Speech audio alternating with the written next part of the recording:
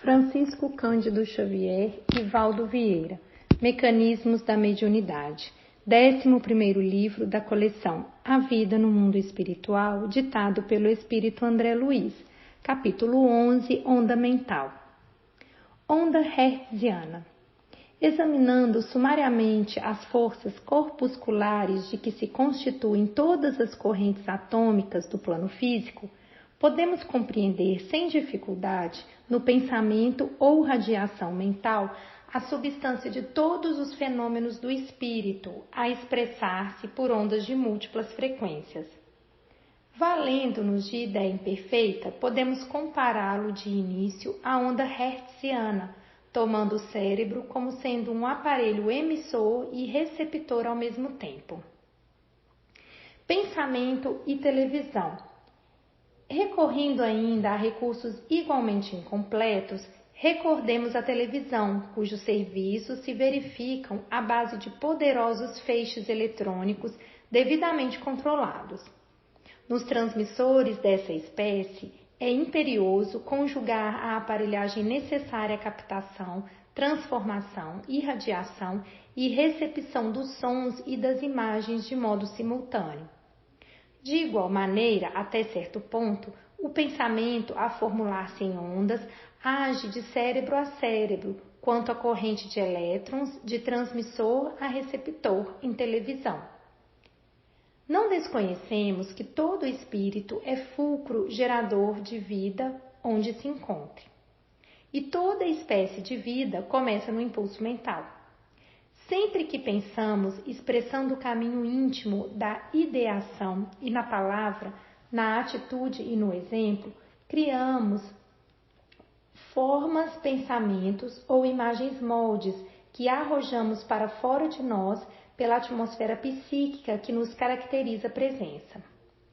Sobre todos os que nos aceitem o modo de sentir e de ser, consciente ou inconscientemente, atuamos à maneira do hipnotizador sobre o hipnotizado, verificando-se o inverso toda vez que aderimos ao modo de ser e de sentir dos outros. O campo espiritual de quem sugestiona gera no âmbito da própria imaginação os esboços ou planos que se propõe exteriorizar, assemelhando-se então à câmara de imagens do transmissor vulgar, em que o iconoscópio, com o jogo de lentes adequadas, focaliza a cena sobre a face sensível do mosaico que existe numa das extremidades dele mesmo. Iconoscópio, ao passo que um dispositivo explorador, situado na outra extremidade, fornece um feixe tênue de elétrons ou raio explorador que percorre toda a superfície do mosaico. Quando o raio explorador alcança a superfície do mosaico, desprende-se deste uma corrente elétrica de potência proporcional à luminosidade da região que está atravessando. E, compreendendo-se que a maior ou menor luminosidade dos pontos diversos do mosaico equivale à imagem sobre ele mesmo refletida, perceberemos com facilidade que as variações de intensidade da corrente fornecida pelo mosaico equivalem à metamorfose das cenas em eletricidade, variações que respondem pelas modificações das cores e respectivos semitons. As imagens arremessadas através do dispositivo de focalização da câmara atingindo o mosaico se fazem invisíveis ao olhar comum. Nessa fase da transmissão, os vários pontos do mosaico acumulam maior ou menor corrente elétrica, segundo a porção de luz a incidir sobre eles. Somente depois dessa operação, que prossegue em variadas minudências técnicas, é que a cena passa ao transmissor da imagem, a reconstituir-se através do cinescópio ou válvula da imagem no aparelho receptor. Válvula essa cujo funcionamento é quase análogo ao do iconoscópio na transmissão, embora fisicamente não se pareçam. Células e peças. Com muito mais primor de organização, o cérebro ou cabine de manifestação do espírito, tanto quanto possamos conhecer-nos do ponto de vista da estrutura mental, em nossa presente condição evolutiva, possui nas células e implementos que o servem aparelhagens correspondentes às peças empregadas em televisão para a emissão e recepção das correntes eletrônicas, exteriorizando as ondas que lhes são características, a transportarem consigo estímulos, imagens, vozes, cores, palavras e sinais múltiplos, através de vias aferentes e eferentes nas faixas de sintonia natural.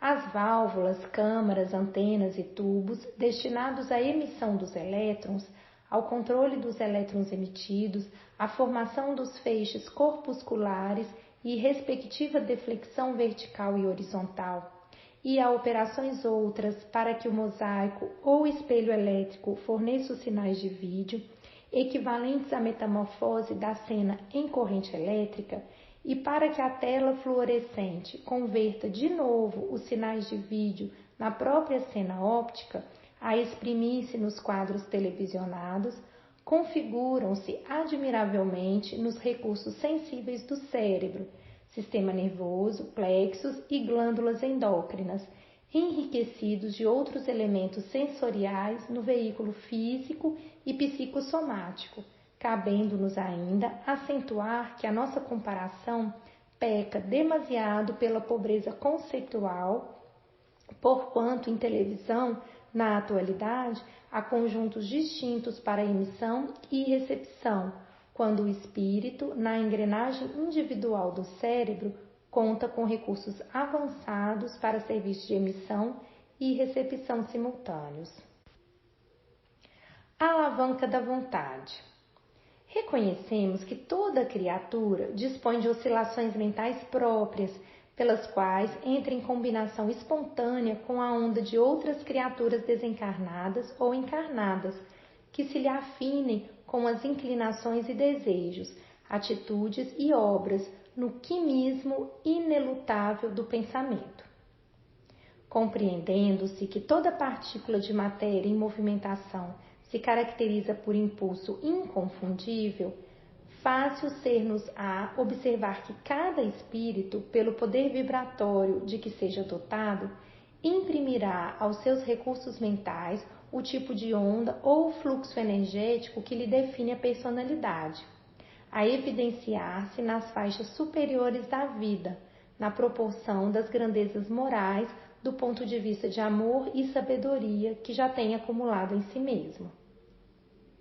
E para manejar as correntes mentais em serviço de projeção das próprias energias e de assimilação das energias alheias, dispõe a alma em si da alavanca da vontade, por ela vagarosamente construída em milênios e milênios de trabalho automatizante.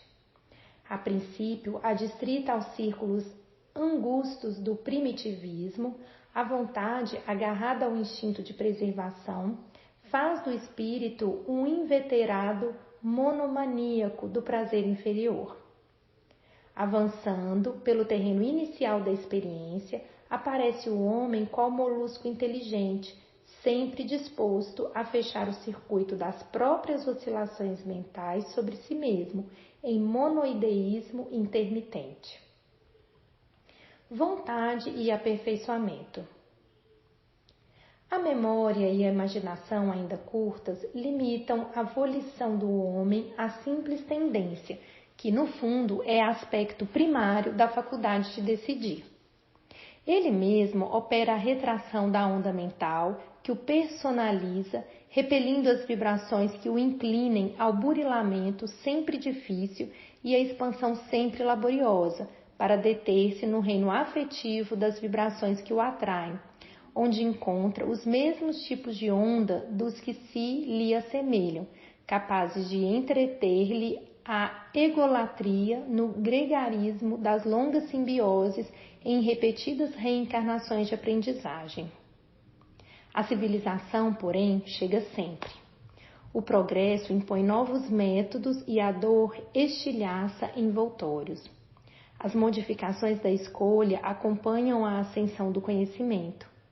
A vontade de prazer e a vontade de domínio, no curso de largos séculos, convertem-se em prazer de aperfeiçoar e servir, acompanhados de autodomínio.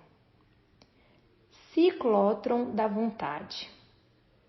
Arremessa a criatura naturalmente a própria onda mental na direção dos espíritos que penetraram mais amplos horizontes da evolução. Alcançando semelhante estágio de consciência, a vontade no campo do espírito desempenha o papel do ciclótron no mundo da química, bombardeando automaticamente os princípios mentais que se lhe contraponham aos impulsos. E é ainda com essa faculdade determinante que ela preside as junções de onda, junto àquelas que se propõe assimilar no plano das sintonias, de vez que, quanto mais elevado o discernimento, mais livre se lhe fará a criação mental originária para libertar e aprisionar, enriquecer e sublimar, agravar os males ou acrescentar os próprios bens na esfera do destino.